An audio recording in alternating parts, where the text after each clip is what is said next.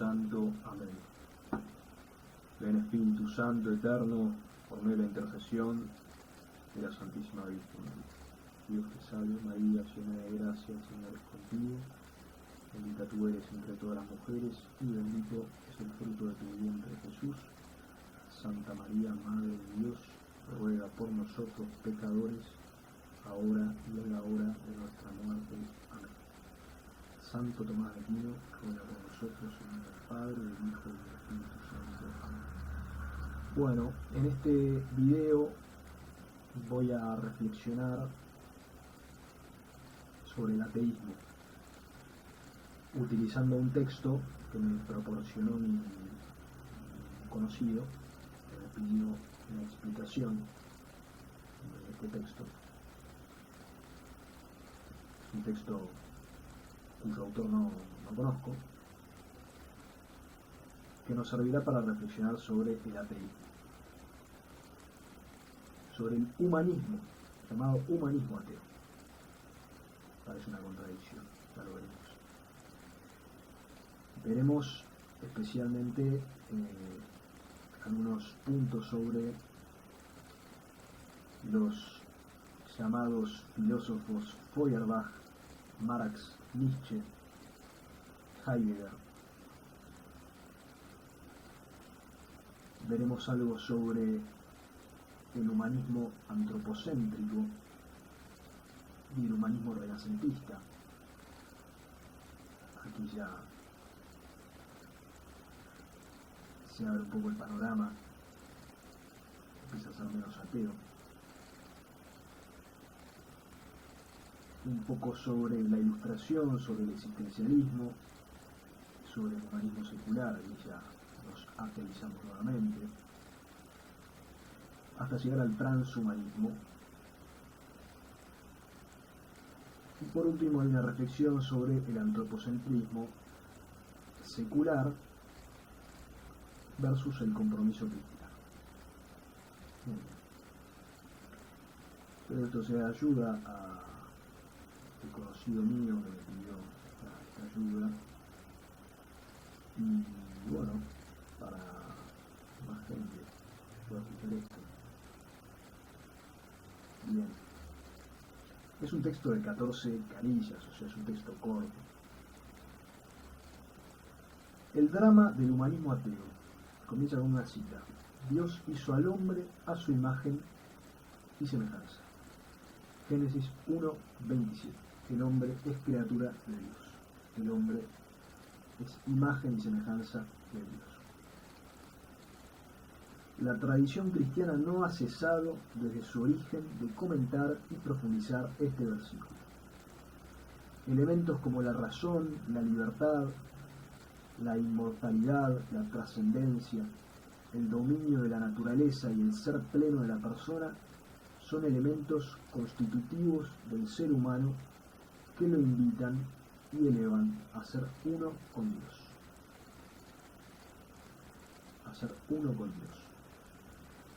Nos referimos a ser de la misma naturaleza divina, como si fuera un panteísmo, de todo Dios, sino a participar de la naturaleza divina. No a ser de la naturaleza divina, sino a participar de la naturaleza divina. Hacernos partícipes de la naturaleza divina. Sin dejar de ser lo que somos, seres humanos.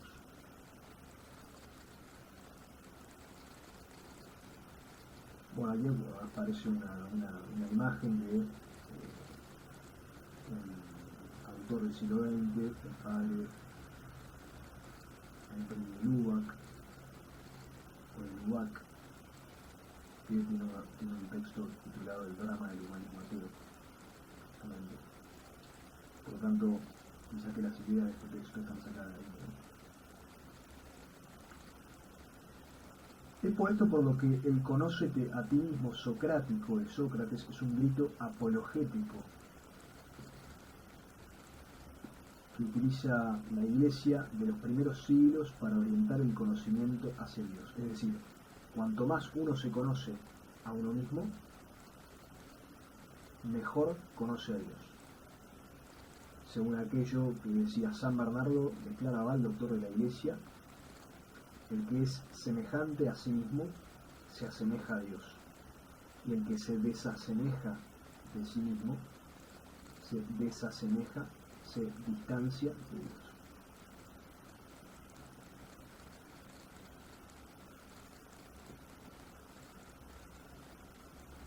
Por tanto, mientras más me conozco, más lo conozco a Él, a Dios, que me invita a ser imagen y semejanza y vivir una vida centrada en la dignidad que comprende la grandeza de mi ser y mi vocación más profunda de ser plenamente feliz. Aprender a ver el reflejo de Dios en uno es poder percibir lo que tengo de grande, noble y trascendente en mí. Esto es una especie de reflexión. Por supuesto, para aprender a ver el reflejo de Dios en uno hay que hacer silencio interior y exterior también. La Iglesia cree firmemente que esa grandeza oculta en el hombre debe manifestarse en las condiciones de esta vida presente como fuente de libertad y de progreso, y como desquite necesario contra las fuerzas del mal que siempre nos acechan. La persona, cada persona y toda persona está llamada a vivir en dignidad y libertad su ser más pleno. Pero ¿cómo lograrlo? ¿Qué dificultades enfrentamos para llevar a plenitud este anhelo oculto en uno mismo? A la primera pregunta nos sale al encuentro la doctrina social de la Iglesia, que nos invita a descubrir en los valores evangélicos una nueva forma de vivir nuestra vida más plena y apoyada en el encuentro con los demás, con Dios y con uno mismo. O mejor dicho, el encuentro con Dios a través de la oración personal con Dios, o el encuentro personal con Dios eucarístico, el encuentro con Dios a través de los demás, y el encuentro con Dios a través del conocimiento de uno mismo. No son tres cosas distintas, sino que es una sola cosa. El hombre está hecho para unirse a Dios y hay muchos medios para llegar a Dios. Algunos más perfectos, otros menos perfectos. La segunda pregunta es quizá más difícil de puntualizar, ya que encontramos a lo largo de la historia, tanto dentro como fuera de la Iglesia, numerosas dificultades que pueden hacer difícil orientar nuestro corazón hacia Dios y, en consecuencia, vivir una vida más plena. Una aclaración sobre la apologética es la rama de la teología que busca defender racionalmente la fe cristiana mediante argumentos creíbles. Volviendo. Estos elementos son los que buscaremos ir desarrollando para no caer en un humanismo ateo y desencarnado, alejado de toda realidad y compromiso, corrientes filosóficas vacías de contenido que solo buscan el aislamiento de las personas basadas en un falso cuento de libertad hedonista. Hedonista quiere decir que busca el placer únicamente. Basado en estereotipos antropocéntricos, o sea, centrados en el antropos, en el hombre, que dejan de lado toda posibilidad de trascendencia, de elevación, ocupados solamente en el ahora individual, alejado de Dios y el encuentro verdadero con nuestro llamado más profundo de amor. La idea de hombre sabemos que ha ido cambiando con los tiempos, y si seguimos el curso de los siglos para llegar hasta los llamados tiempos modernos, haremos un descubrimiento extraño. He ahí que ahora la idea cristiana del hombre, que había sido recibida en los primeros siglos como una liberación, ahora comienza a sentirse como un yugo, como un peso. Este mismo Dios, en el que el hombre había aprendido a ver el sello de su propia grandeza, comienza a aparecérsele como un antagonista, como el adversario de su dignidad. Las causas históricas son muy numerosas y complejas, pero el hecho está presente y objetivo hoy en día. Dios y la religión son un obstáculo para mi felicidad y lo que yo quiero pague. Un clásico del siglo XXI y del siglo XX y del siglo XIX. Pero sobre todo, a medida que pasa el tiempo, esto se ve cada vez más, ¿no? La religión es un obstáculo para mi felicidad, para mi libertad.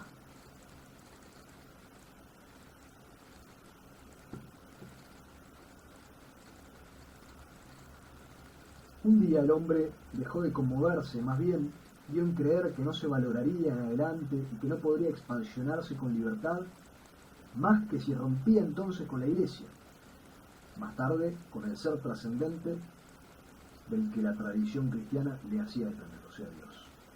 Tomando al principio un aspecto de vuelta al paganismo antiguo, este movimiento de ruptura debía precipitarse y extenderse a lo largo de los siglos XVIII y XIX para coincidir, después de muchas etapas y vicisitudes, a las formas más audaces, tóxicas y virulentas del ateísmo moderno, la negación moderna de la existencia de Dios.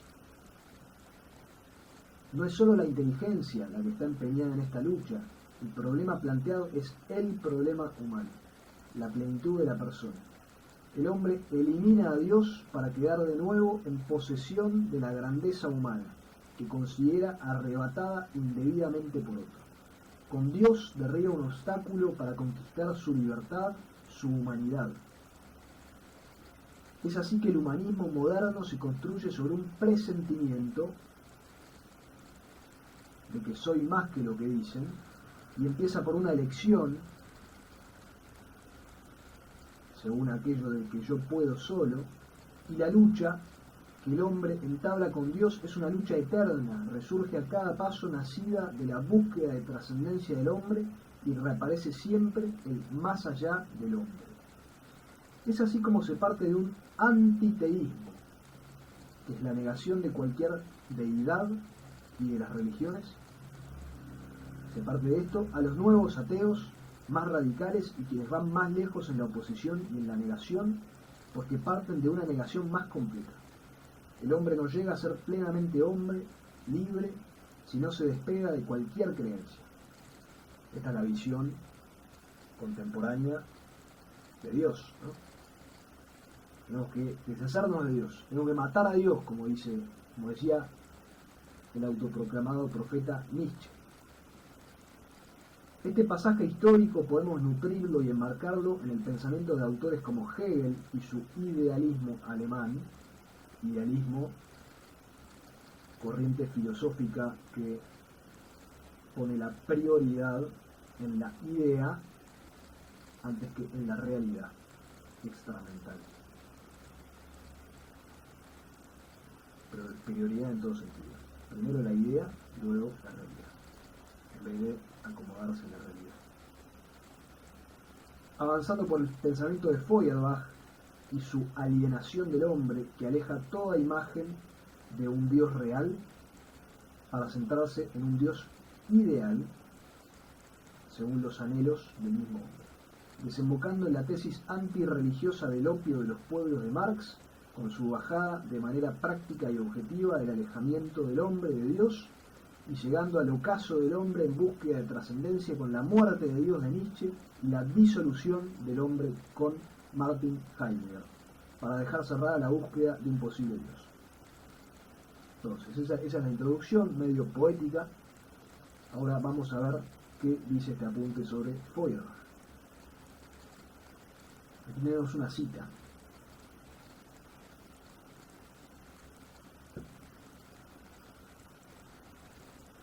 Feuerbach tenía esta teoría, según esta cita, de que Dios no es más que un mito en el que se expresan las aspiraciones de la conciencia humana. O sea, el hombre tiene naturalmente aspiraciones de cosas elevadas y Dios es nada más que una idea inventada por el hombre, un mito inventado por el hombre, donde se plasman todos esos deseos de grandeza que el hombre tiene. Este autor toma el concepto de alienación y lo retuerce de tal manera que elementos como la sabiduría, el querer, la justicia, el amor, atributos que constituyen el propio ser del hombre y que le afectan, los proyecta espontáneamente fuera de sí. Los objetiviza en un sujeto fantástico, puro producto de su imaginación al cual le da el hombre de Dios. O sea, los valores de la persona, el amor, la justicia, la sabiduría, todo lo que el hombre anhela, todo lo que el hombre encuentra dentro de sí, dentro de sus capacidades, dentro de sus anhelos, lo saca de sí y lo pone, se lo atribuye a una realidad que él inventa y a la que pone el nombre de Dios. Una realidad que tiene todos esos atributos en grado infinito. Pero en realidad no existe, es una mentira, ¿no? Es un invento, una proyección del hombre, que se proyecta sobre lo que el hombre es, sobre lo que el hombre tiene, proyecta algo que tiene todas esas cosas de modo infinito y que es lo que todos llaman Dios y que lo ponemos ahí para quedarnos tranquilos, pero es un puro producto de la imaginación. Así el hombre pobre tiene un Dios rico y por consiguiente, dirá el autor, la religión se convierte así en un vampiro de la humanidad que se alimenta de su sustancia, de su carne y de su sangre. O sea, la religión es un invento, no tiene realidad, no es algo creado por Dios, ni querido por Dios, es un invento que se nutre de los mismos anhelos del humano. Esa es la mayor mentira de la historia, la religión. Utiliza al ser humano, le engaña, y se nutre como un vampiro, se alimenta de la sustancia, de la carne y de la sangre del ser humano, que es esa búsqueda de sabiduría, de plenitud, de felicidad, pero en realidad es inconcebible y la religión no lo puede dar, la religión lo promete. Por lo tanto, la religión es la gran mentirosa, según este pensamiento feuerbachiano.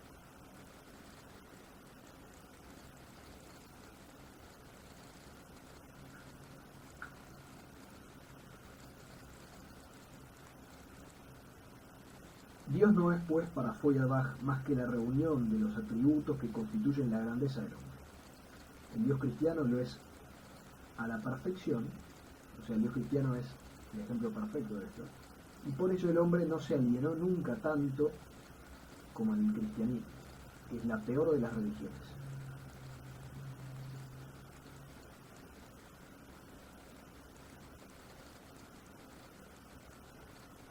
Otra cita de Feuerbach: Dios hizo mi primer pensamiento, la razón el segundo y el hombre el tercero y último.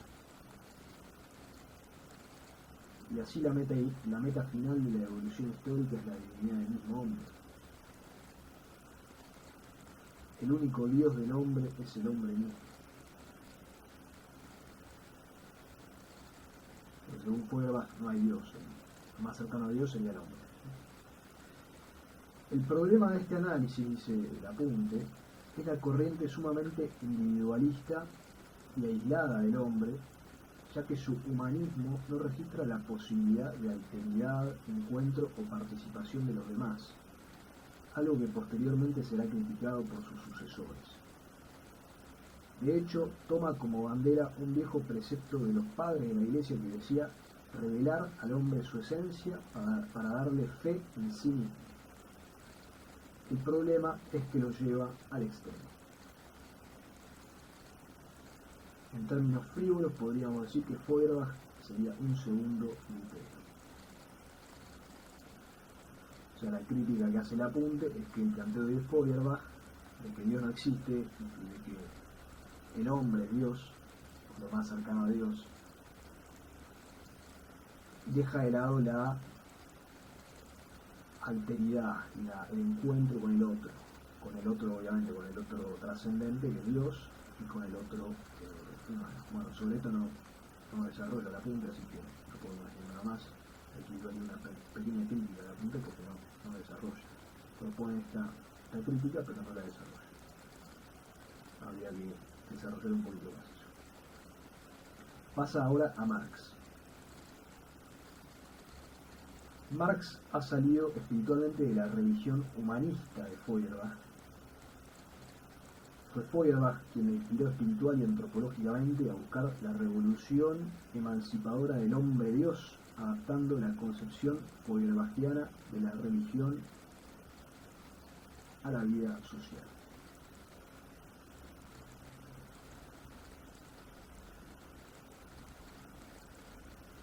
Una cita de Marx: el hombre no es un ser abstracto, exterior al mundo real. El hombre es el mundo, el Estado, la sociedad. Este Estado, esta sociedad producen la religión, una conciencia errónea del mundo porque constituyen un mundo falso. Es la realización fantástica de la esencia humana. La religión es el suspiro de la criatura hastiada por el dolor, el alma de un mundo sin corazón. Es el opio del pueblo. Parecido entonces el planteo de Marx al planteo de Feuerbach, obviamente, como principio, ¿no? Lo que decíamos recién, Dios no existe, la religión es una mentira, lo único que hace la religión es servir como una especie de consuelo para la tristeza, la agonía del ser humano.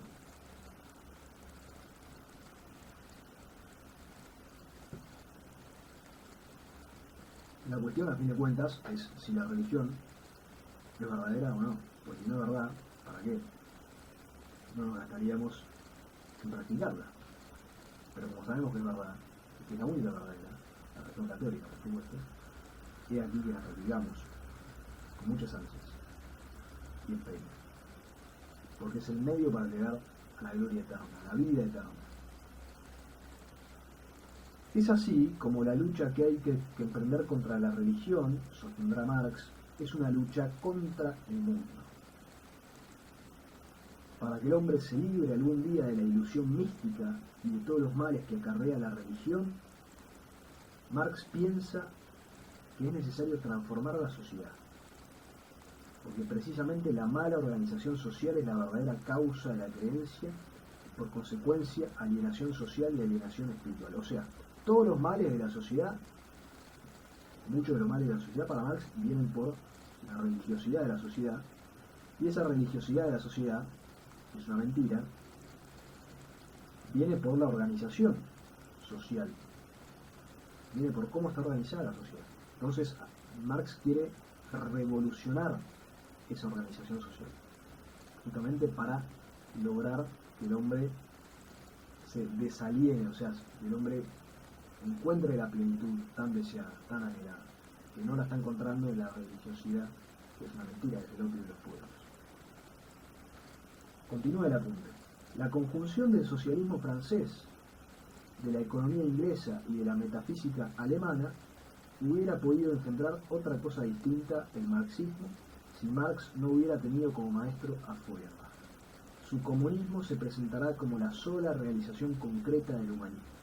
Se afirmará como una solución total al problema humano total. O sea, la solución que plantea Marx es desestimar y despreciar toda religión, especialmente la cristiana, y generar la revolución comunista, que paradójicamente,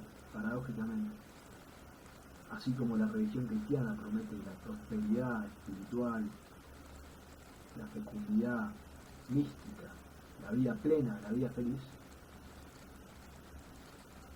el comunismo, según Marx, traerá todas las soluciones para el ser humano.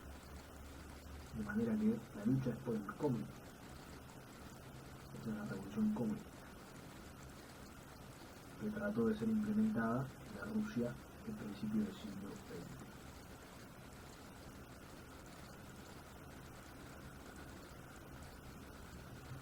Y, dicho sea de paso, sistema condenado por la Iglesia Católica, por Pío XII, que lo denominó como un sistema intrínsecamente perverso. Intrínsecamente perverso. O sea, completamente incompatible con la verdad. Y del cual nos advirtió, investiguen, nos advirtió la Santísima Virgen María en su aparición a principios del siglo XX, en plena Revolución Rusa comunista.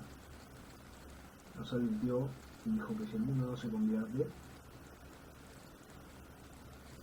los errores de Rusia, o sea, los errores comunistas, se dispersarán por el mundo entero.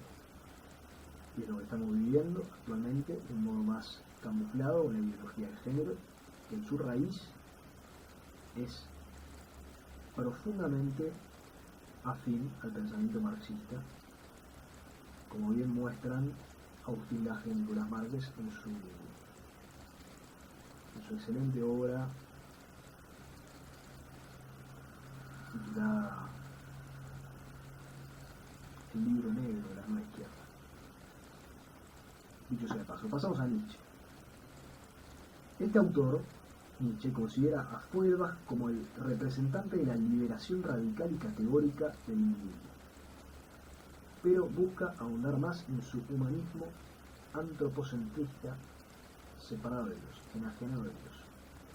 Para él la religión será una especie de desdoblamiento psicológico, o sea, de división psicológica. Dios, según Nietzsche, no es más que el espejo del hombre, o sea, lo mismo de Feuerbach, y así reparte en dos esferas los dos aspectos de su propia naturaleza.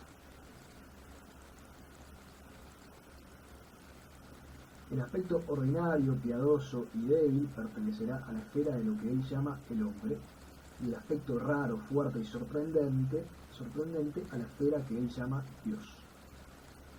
O sea, todo lo que en el hombre hay de ordinario, de humano, es justamente lo humano, y todo lo que en el hombre hay de sorprendente, de maravilloso,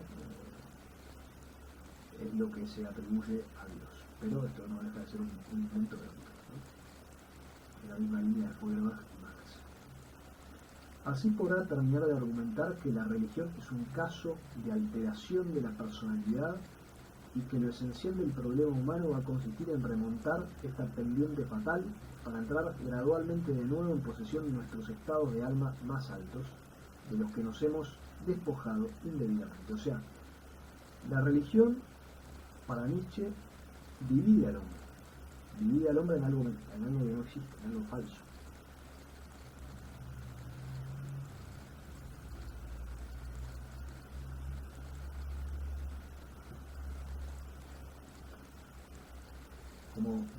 Como bien decía, según decía Marx y Feuerbach, la religión es una mentira. El hombre religioso está dividido, está separado de su verdadero ser, porque está metido en una idea que no existe, que es Dios, que es la religión, está separado, está alienado. Entonces hay que eliminar eso, hay que matar a Dios, como dice Nietzsche. Es de esta manera que Nietzsche da por supuesto que Dios no puede vivir más que en la conciencia de los hombres, y su aversión por el cristianismo, más que un ateísmo, o sea que una negación de Dios, es un antiteísmo, es un hacerle la contra a Dios. Este pensamiento indeseable es un pensamiento que tuerce todo lo que se orienta al mismo hombre y lo aleja de sí mismo para poner sus búsquedas y proyecciones afuera.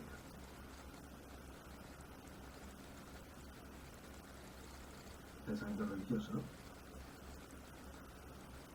Aleja al hombre de sí mismo para poner sus búsquedas y proyecciones afuera.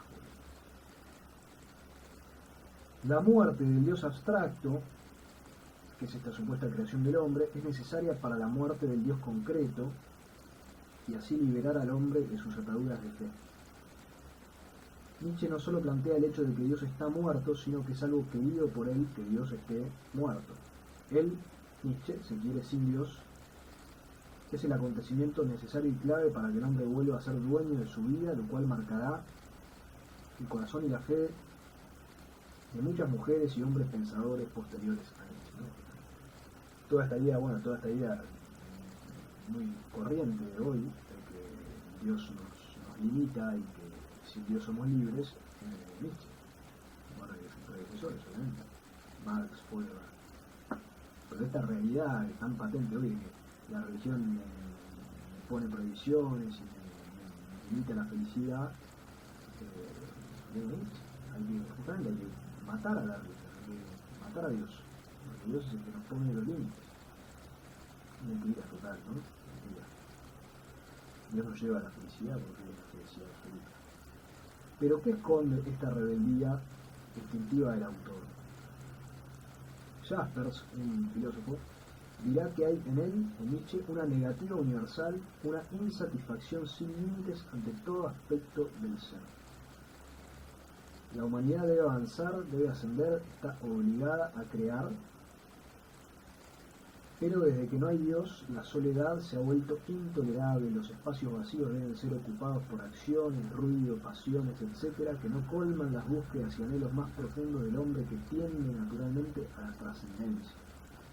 Nietzsche se alegraría en decir: Dios ha muerto, viva el superhombre. Y así los espíritus libres se alegrarán de haber alcanzado la liberación del yugo de Dios. La iniciativa la tomarán los pioneros del conocimiento como clave del buen vivir y experimentarán el sentimiento triunfal de aquel a quien no le está prohibido nada. La liberación, aquel que no tiene ninguna prohibición, porque si no existe, como bien decía Dostoyevsky en uno de sus diálogos literarios, en los hermanos Karamazov, si no lo recuerdo, si Dios no existe, todo está permitido. Si Dios no existe, ¿quién me va a juzgar? En todo caso me jugará una persona, porque esa persona se va a morir, entonces, ¿qué importa? Si Dios no existe, no hay vida después de la muerte, por lo tanto puedo hacer lo que quiero. Si Dios no existe, todo está permitido. Por eso, la libertad, el sentimiento triunfal de aquel a quien no le está prohibido nada. Pero, lamentablemente, para estos libertinos, Dios existe y no va a jugar. No va a jugar. El instante que dejemos de estar bien. Y habrá premio para el justo y castigo para el vicioso, para el pecador. Heidegger, pasamos a Heidegger. Este autor da otro paso más en la negación de las búsquedas humanas por la trascendencia. Trascendencia es la elevación, ¿no? Y el vínculo con Dios, ya que para él es preciso y necesario no solo negar a Dios, sino superar tal negación para eliminar más perfectamente todo peligro de retroceso afirmativo, rechazando incluso la posibilidad de plantearse el problema de Dios. O sea, ni siquiera hay que planteárselo al tema de Dios. Delirante.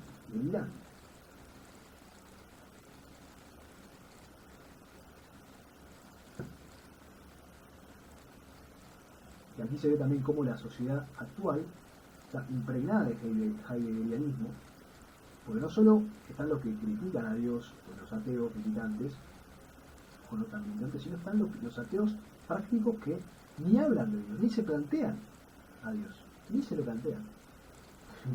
Lo cual va en contra de la más profunda inclinación natural, que es hacia las cosas eternas. El deseo del eterno está en lo más profundo del hombre. El tema de no planteárselo es una especie de sedación, de dormición, muy impregnada en la sociedad. A Dios se lo ha matado. No solo a Dios, sino a cualquiera que tenga que ver con eso. Por eso cualquiera que hable de Dios parece un loco. ¿Cuándo? Hace tan solo 4, 3, 50 años. Pero ya, más todavía, 50 años, más todavía hace 3 siglos era absolutamente lo contrario. Alguien llegaba a plantear una cosa así y aquel era el loco. ¿Saben? El delirante es el ateo, por supuesto. El delirante es el ateo. Pero estamos en una época en la que al bien se le llama mal y al mal se le llama bien. Bueno, buscan matar a Dios para que el hombre viva una vida plenamente humana, verdaderamente sobrehumana, con el ideal de racionalidad, de fuerza y una vida heroica. Esto es graciosísimo, por eso es paradójico, porque justamente el cristianismo, la meta del cristianismo, es que Dios se hizo hombre para que el hombre se haga como Dios. Que además es la religión verdadera, o sea, es el único modo de llegar a Dios y de hacerse como Dios. No de la naturaleza divina, como dijimos al principio, pero sí partícipe de la naturaleza divina por la gracia. Ahora, estos pseudo filósofos quieren eliminar a Dios justamente para hacer al hombre como Dios. Es volver al Génesis. El demonio les dice: apártense de Dios y serán como dioses. Esta es la filosofía satánica del siglo XX, siglo XIX y el siglo XXI. Si antes los filósofos buscaban interpretar el mundo, como Aristóteles, clásicos, Santo Tomás de Aquino, los medievales, ahora se trata de transformarlo al modo de y para el hombre. El nihilismo, o sea, la corriente pseudo-filosófica que dice que nada tiene sentido, por eso nihil, que significa nada, nihilismo, parece tomar el poder y se deja ver como la manifestación exterior de una crisis profunda e interna del hombre que va perdiendo su sentido más profundo. El hombre parece estar totalmente disuelto. Elementos como la libertad, la verdad, fraternidad, justicia, espiritualidad, la razón, elementos sin los cuales no hay humanidad verdadera, se van perdiendo. Bien. Pasamos a un segundo tema, que es la revisión de corrientes humanistas antropocéntricas.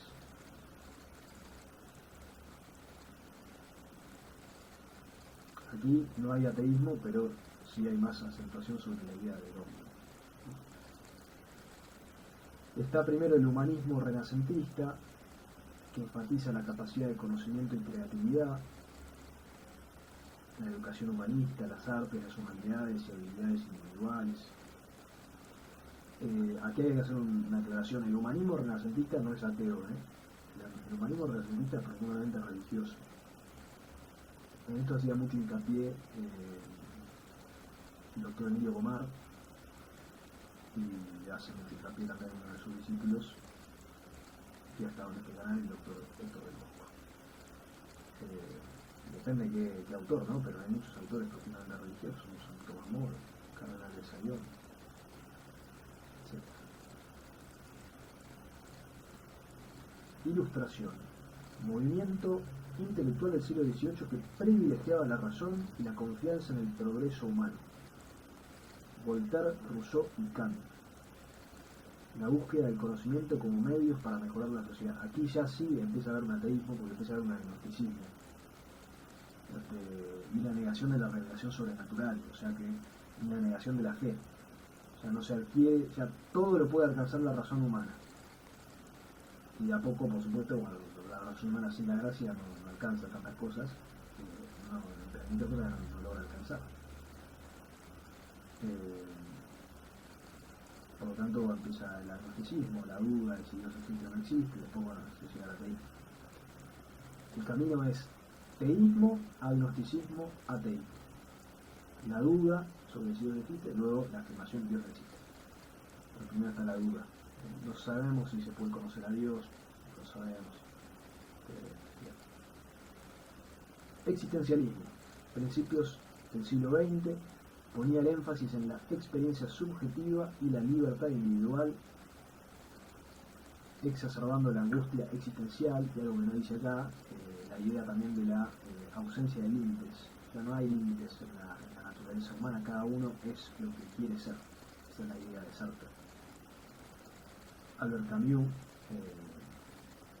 es otro autor que transmite la idea de la angustia existencial, ¿no? No hay sentido de las cosas, no hay Dios, no hay sentido, entonces, bueno, la angustia le viene eso. Si nada tiene sentido, entonces no hay angustia. No me acuerdo si era Camus o algún otro que proponía un suicidio universal, donde todos se suicidaron para terminar con la humanidad, un delirio de la humanidad. Bueno, pero la idea es Sartre, ¿no? El hombre se construye así mismo. Fíjense cómo el sartrismo impregna la mente del hombre contemporáneo. Para el mundo del hombre contemporáneo puede decir, yo elijo qué soy, si soy un hombre, si soy una mujer, si soy un gato, si soy un caballo, puedo ser lo que yo quiero. Tranquila, total. El ser humano se considera como un ser libre y responsable de crear su propio significado y propósito de vida. Después pasamos al humanismo secular.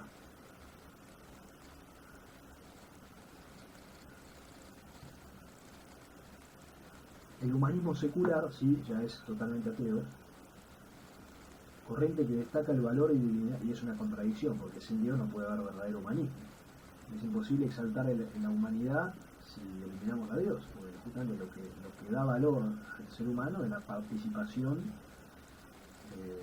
de la perfección divina. Si Dios no existe, entonces el hombre no tiene sentido. Si Dios existe, el hombre es participación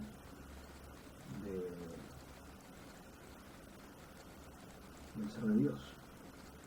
Toda la belleza del hombre es participación de la belleza integrada de Dios, como bien enseñaba Santo Tomás de Aquino.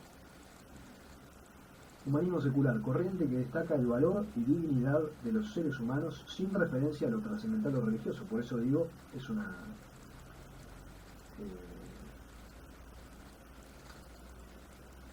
es mediocre porque es como, a ver, es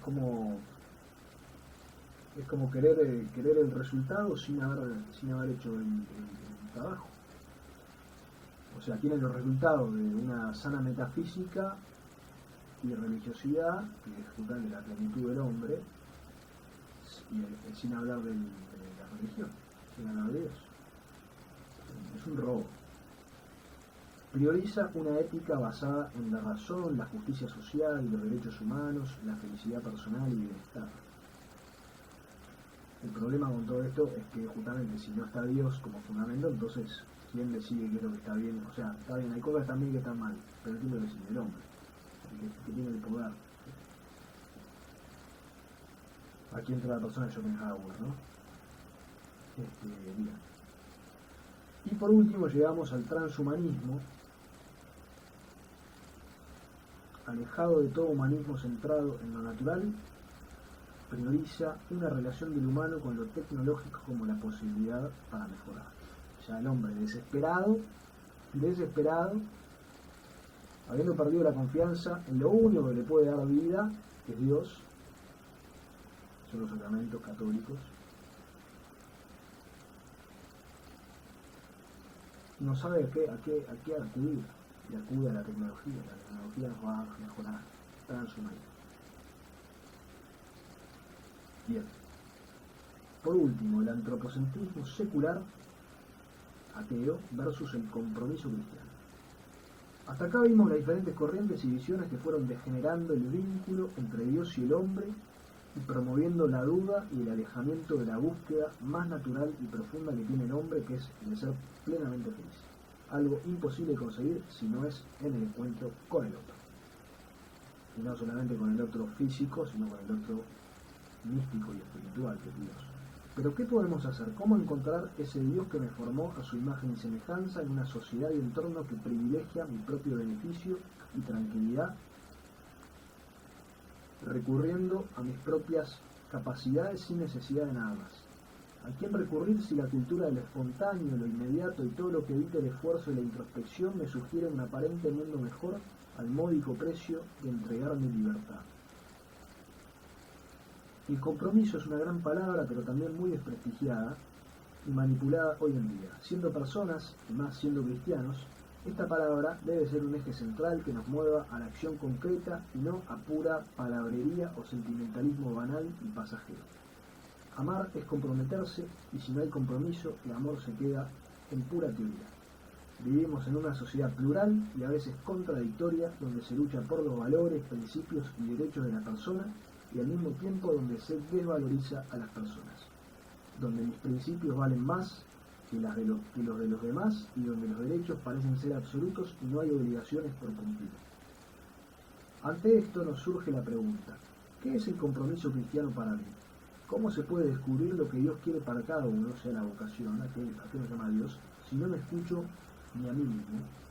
La palabra compromiso implica responsabilidad, respeto, libertad y coherencia. No puedo decir soy tal cosa si después en mi obrar no tomo el compromiso de actuar según lo que digo.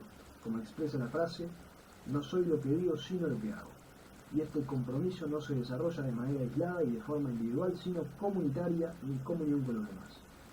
Para poder identificar y comprender mejor el contraste entre las dos visiones, el antropocentrismo, la idealización del ser humano secular, ateo, y el compromiso cristiano, vamos a centrarnos en tres factores claves: la visión del ser humano, la responsabilidad social y el bien común. Primero, la visión del ser humano. El compromiso cristiano parte de la creencia en la dignidad intrínseca de cada ser humano, creados a imagen y semejanza de Dios. Esto implica que cada persona tiene un valor único e inalienable, independientemente de sus creencias, cultura o posición social. El enfoque cristiano busca reconocer y respetar la dignidad de todos, lo que conlleva la promoción del amor, la justicia y la compasión hacia los demás. En contraste, el antropocentrismo ateo puede tender a centrarse en el individuo de manera exclusiva, poniendo su propio bienestar y satisfacción personal por encima de los demás. Esto puede llevar a una actitud egoísta y desapegada de las necesidades y sufrimientos de los demás, lo que puede resultar en una sociedad más fragmentada y desigual. Segundo, la responsabilidad social. El compromiso cristiano impulsa a los creyentes a asumir una responsabilidad activa en la construcción de una sociedad más justa y solidaria. Esto se basa en el mandato cristiano de amar al prójimo como a uno mismo y practicar la caridad y la compasión hacia aquellos que más necesitan ayuda. Los cristianos se ven llamados a involucrarse en obras de misericordia como cuidar a los enfermos, alimentar a los hambrientos y dar refugio a los necesitados. Por otro lado, el antropocentrismo ateo, al carecer de un fundamento moral trascendente, o sea, de Dios, puede llevar a una falta de sentido de responsabilidad social. Si el enfoque principal es el propio bienestar y satisfacción personal, es más probable que se descuide la atención y el apoyo a quienes enfrentan dificultades y vulnerabilidades en la sociedad. Tercero, enfoque en el bien común. El compromiso cristiano está arraigado en el principio del bien común, buscando el beneficio y la prosperidad para toda la comunidad y no solo para unos pocos individuos privilegiados. Esto implica trabajar para construir una sociedad más inclusiva y equitativa, donde se promueva la justicia, la paz y la solidaridad. En contraste, el antropocentrismo ateo, al no reconocer un propósito o significado trascendente más allá del individuo, puede tender a priorizar los intereses particulares y a generar una competencia egoísta en lugar de colaboración y cooperación para el bienestar colectivo. O sea, por supuesto, el ateísmo es egoísta, mientras que el teísmo, afirmar a Dios, es por supuesto generoso, porque Dios es generoso.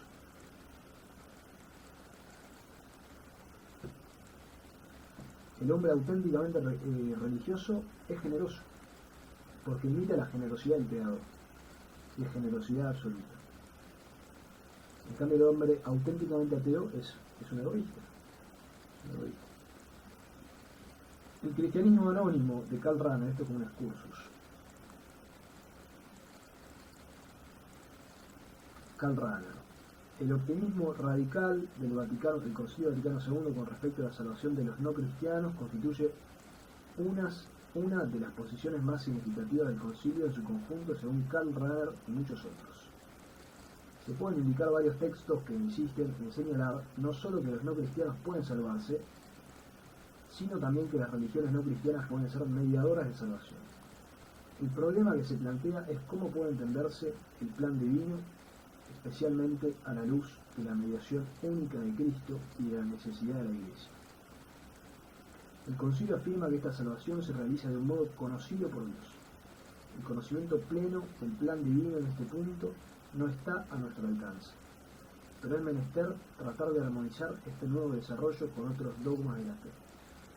La idea de los cristianos anónimos la encontramos en el intento de Karl Rahner de defender la unicidad y necesidad de Cristo, admitiendo al mismo tiempo con el Vaticano II la posibilidad real de salvación para todas las personas. Basa su teoría en su posición teológica fundamental acerca de la autocomunicación de Dios a los hombres en su situación existencial. Cuando las personas, basándose en la gracia, responden en libertad, esta autorrevelación hace brotar la fe y el amor sobrenaturales, a través de los cuales pueden alcanzar la salvación. Como Cristo es el único mediador, esta autocomunicación divina es trinitaria y por tanto realmente cristiana. Como las personas no reconocen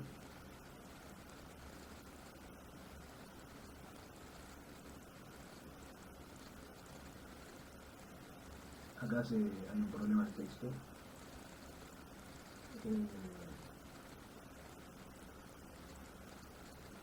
Hay entonces una verdadera mediación en la religión no cristiana no católica, no por el esfuerzo humano, sino por el uso que hace de ella el Espíritu Santo. La teoría de Rahner sobre los cristianos anónimos se desarrolla hasta abarcar también a los que no tienen contacto real con ninguna religión. Estos pueden tener una fe anónima que brote del amor y que de este modo los conduzca a la salvación. Aunque la mayoría de los teólogos católicos posteriores al Vaticano II aceptan que los no cristianos pueden salvarse y que Dios usa su religión para salvarlos, Rahner ha sido criticado por algunos aspectos de su teoría. Algunos temen que provoque el debilitamiento del impulso misionero. Si la gente puede salvarse en su religión, ¿para qué proponerles el cristianismo? Pero un tal F. A. Sullivan ha mostrado que las objeciones no son insuperables. Con de Lubac y otros se puede preferir evitar el término cristiano anónimo, postura que el mismo Rahner admite. El núcleo de la teoría de Rahner, sea lo que fuere en los detalles, parece incontestable.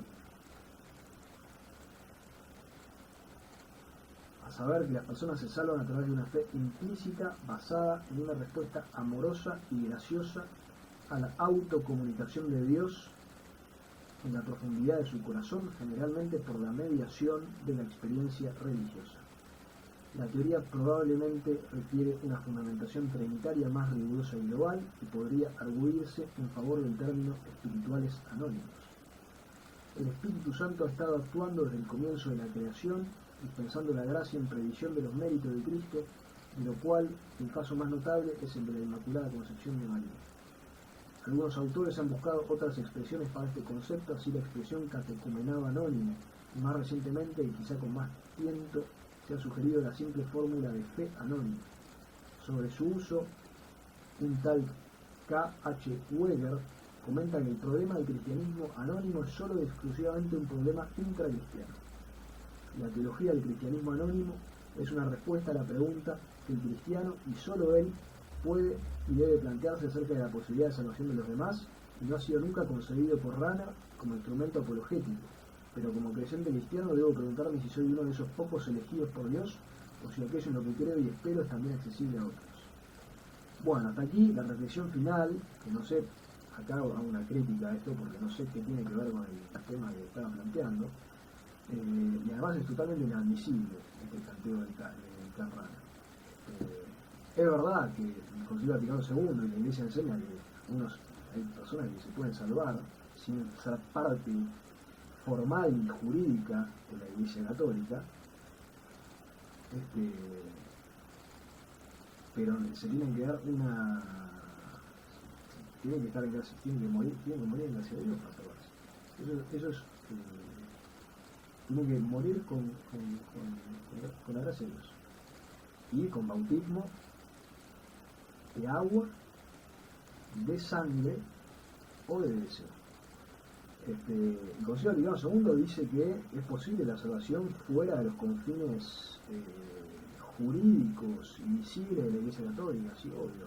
Todo el mundo recibe las gracias suficientes para salvarse, incluso la gente que vive en el medio de la selva, que nunca pisó una iglesia, y quizás nunca les predique el Evangelio,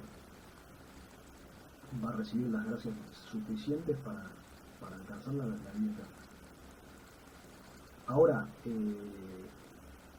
de esa verdad concluir que es muy probable que todos se salven es una locura, es un delirio.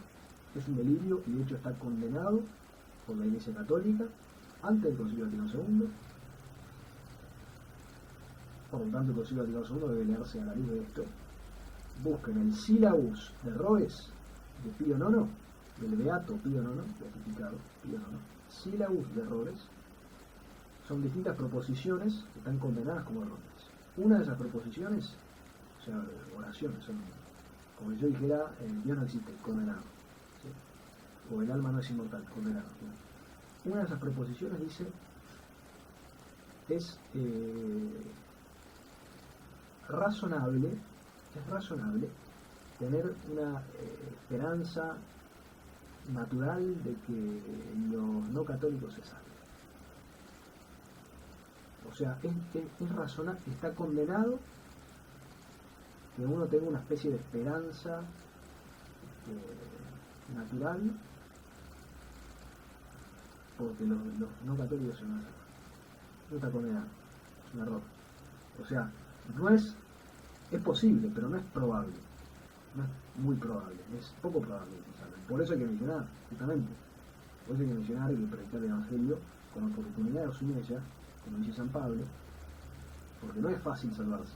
Como dice, lo dijo Jesús. El camino es estrecho y son pocos los que lo encuentran. Son pocos los que lo encuentran. No es fácil salvarse.